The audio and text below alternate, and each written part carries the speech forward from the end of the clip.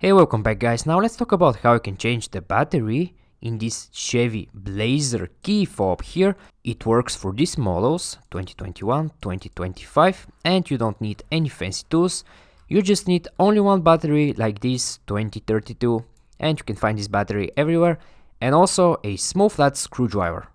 And now when you're ready, let's begin with the tutorial. The first thing you need to do here is just turn this fob like this to this side, and right after that right here in this side you see this small button.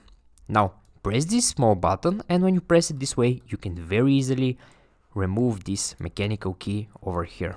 Now when you remove the mechanical key, take this mechanical key, and when you hold the fob like this here is the side with the buttons facing down.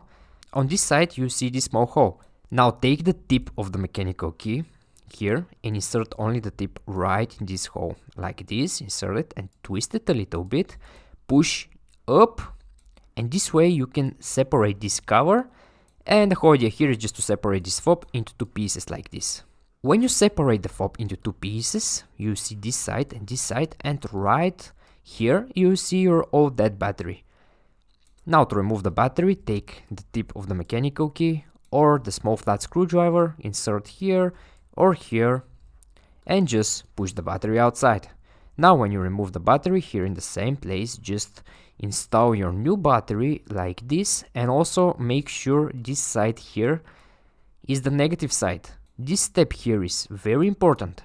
Now when you insert your new battery over here, these two pieces, take them and make sure you align them perfectly, all corners to match, and just snap them together. Now when you snap them together, take this mechanical key again.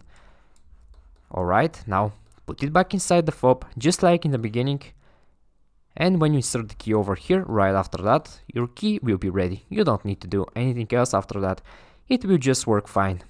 Okay guys, I hope you find this video useful and take care.